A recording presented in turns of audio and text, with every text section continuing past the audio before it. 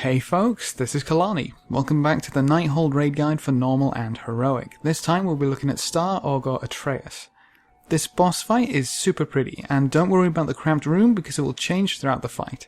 He has 4 phases which he will transition through at different health percentages. Phase 1 lasts until 90%, Phase 2 is from 90 to 60%, Phase 3 is from 60 to 30%, and the last phase is from 30% until you manage to kill him.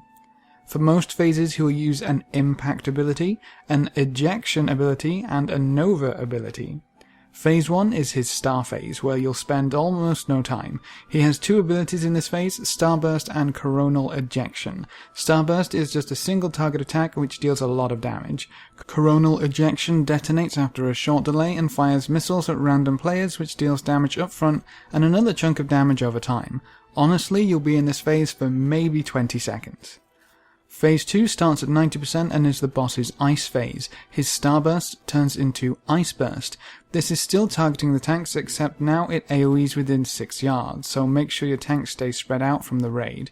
You'll want to split your raid into 3 groups. One group will stack right behind the boss and include most of the melee. Your ranged and healers can be split between one group on each side of the boss, so you'll end up with something that looks like this. Your tanks just spread out in front of the boss. The tank will start getting targeted by gravitational pull, which will cause them to get hit by one of the impact abilities I mentioned earlier.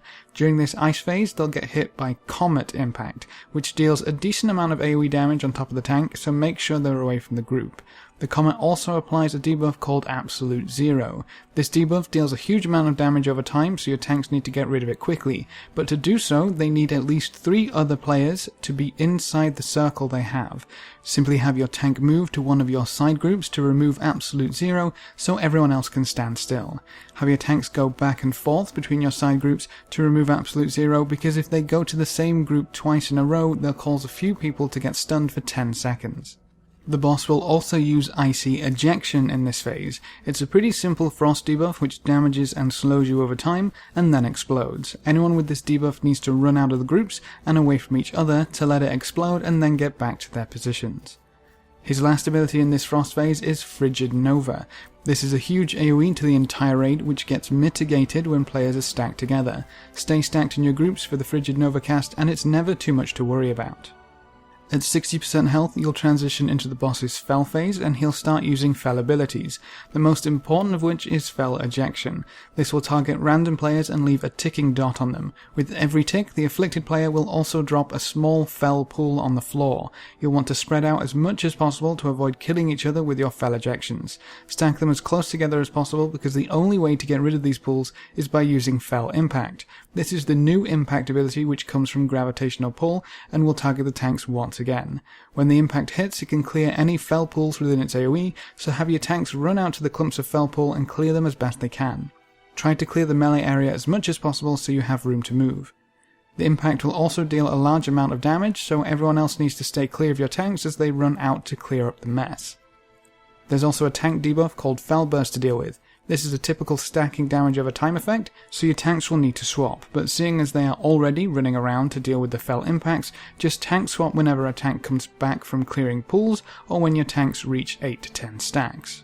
The last ability in this Fell phase is the Fell Nova, which deals a huge amount of damage to the entire raid, but the damage is reduced the further you are away from the boss, so everyone needs to run to the edge of the room as fast as they can to limit the damage going out.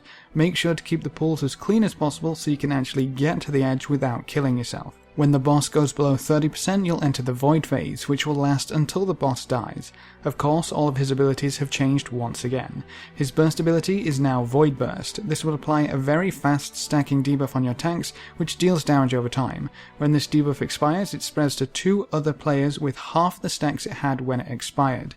The tank debuff turns into a raid debuff and can keep stacking and stacking. You'll want to tank swap as often as possible to prevent the stacks from getting too high. The boss will also use Void Ejection, which deals a decent amount of damage to a target instantly, and then deals it again after 8 seconds and spawns a small ad. These small ads will also apply Void Burst with every melee attack, so make sure to cleave them down as quickly as you can.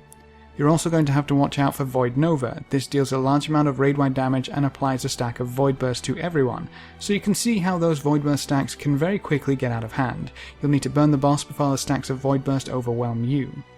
There's just one spanner in that plan, and that's the Void Impact, which comes from the tank's gravitational pull. When this impact hits, it will deal a large amount of damage in an AoE around the targeted tank and spawn a big ad called The Thing That Should Not Be. This ad needs to be taken to the edge of the room immediately and nuked down. If it's too close to the boss, it will have a 99% damage reduction buff, so you won't be able to touch it at all. It will start to cast Witness the Void, which is a huge raid-wide AoE and will fear anyone who is facing the ad when the cast is finished.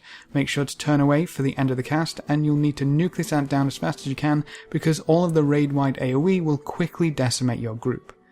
As long as you come into this phase with all of your players, you should be fine. Get the big ad down as fast as possible, cleave the little ads, and keep the heals rolling for all those void bursts.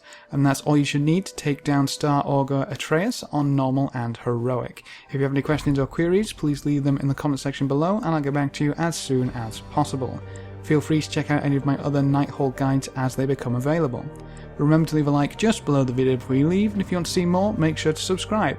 But apart from that, thanks for watching folks, good luck and have fun, and as always, I will see you next time.